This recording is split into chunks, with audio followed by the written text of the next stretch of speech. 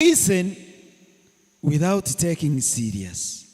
How many times as a parent, as a father, as a mother, you have instructed your son, your daughter to do something, anasikia lakini hafanyi. Anasikia lakini hafanyi, achukui maneno ya mzazi kuwa maanani. So we have a responsibility as children to listen, to take seriously, and at the end results, we shall live long. And that is a promise that God has given us. In John 10:10, what did Jesus say? John 10:10. John 10:10. What did Jesus say? He says,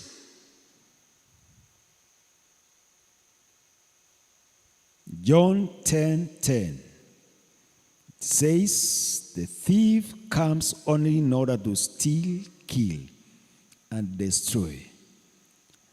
I have come in order that you might have life. Life in all its what? Fullness, abundant.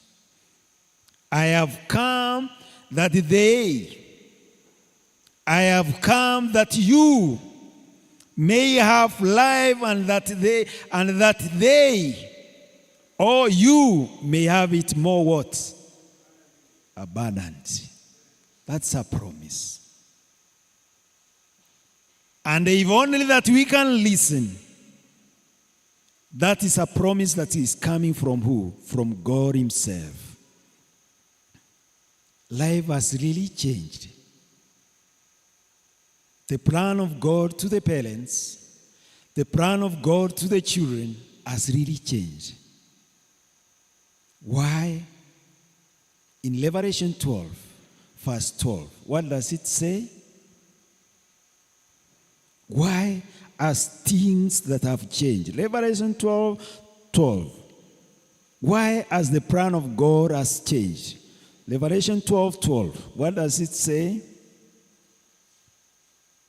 And so, be glad, you heavens and all that live there. But how terrible for the earth and the sea, for the devil has come down to you, and is filled with rage, because he knows that he has only a little what? Time left. Kwa Kiswahili anasema ole wa nchi na bahari, kwa maana yule mwovu shetani ameshuka chini na hasira nyingi, kwa maana anajua muda wake ni gani? Ni mchache. What is the purpose of the devil of coming down? Is to attack none other than my family, other than your family. Asipomshambulia baba, asipomshambulia nani? Mama, atasambulia nani? Watoto wetu. The plan of God, He wants to dismantle God's plan for the parents and the children.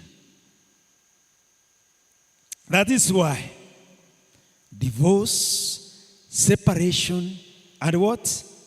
Child abuse is so rampant. Si ni kweli? Yes. Imefika mahali ambapo ndoa haina maana kwa mwanadamu. Imefika mahali ambapo mtoto anaona kuwa na baba na kuwa na mama hakuna haja. Si ni kweli? Anaona ya kwamba afadhali niende nikae huko bila baba ama bila mama, kwa sababu nyumbani afanyi nini? Haikariki.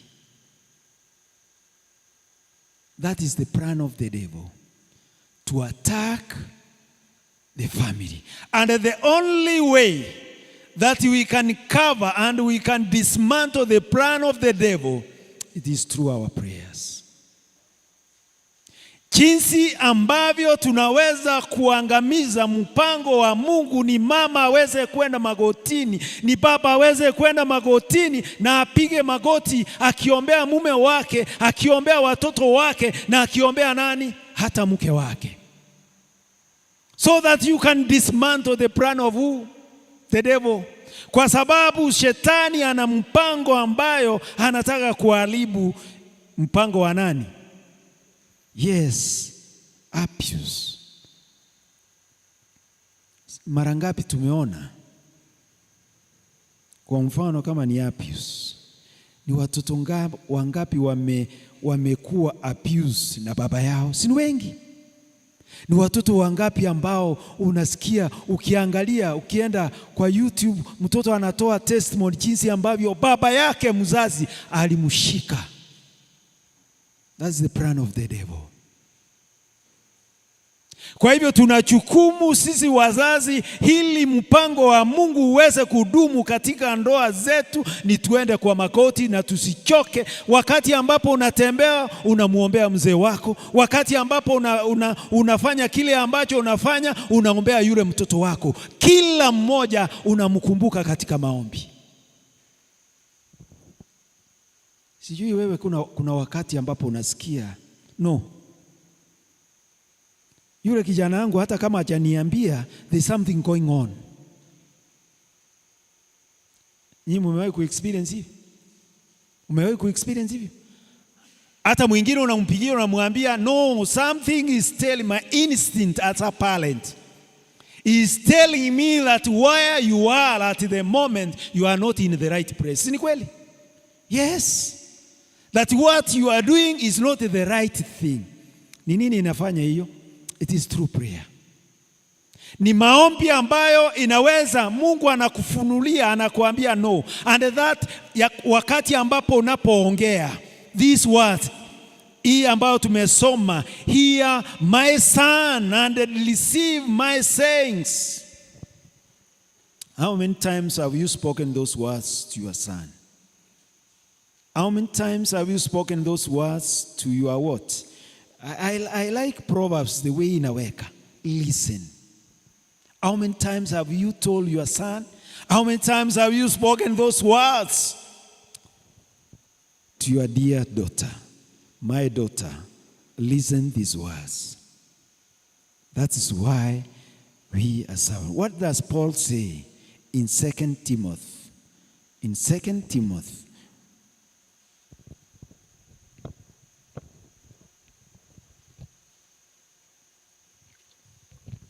chapter 3, verse 1 to 4. 2 Timothy chapter 3, verse 1 to 4. Sorry. Kama kungekuwa na mic mtu ananisomea, ingekuwa nasaidika. Chapter 3, verse 1 to 4. Remember.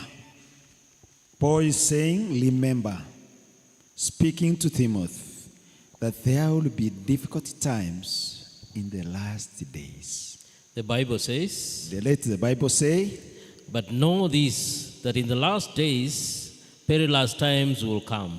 Yes. For men will be lovers of themselves, lovers of money, boasters, proud, blasphemers, disobedient to parents, unthankful and holy, unloving and forgiving, slanderous, without self-control, brutal, despisers of good, traitors, headstrong, haughty, lovers of pleasure rather than lovers of God, having a form of godliness but denying its power.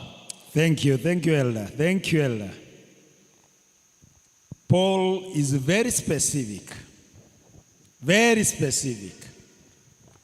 But good news inasema hivi, remember. Being reminded. Remember that there will be difficult what? That don't forget that a time is coming, is very specific. In these last days, what will happen? What will happen in these last days? Remember that there will be difficult times in the last days. Second, people will be selfish.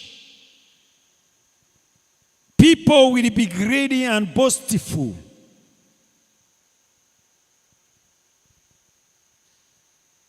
And conscientious. They will be insolent, disobedient to their parents, ungrateful and irreligious. Maybe you have experienced that. But the Bible is telling us as parents, we need to remember. Where else in the Bible we are being told to remember?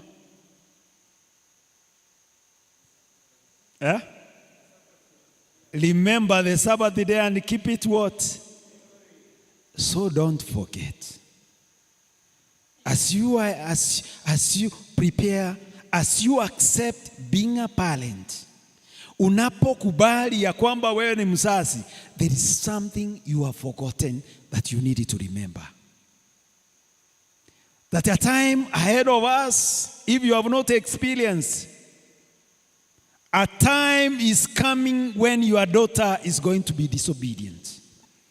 A time is coming when your son is going to be disobedient, disrespectful.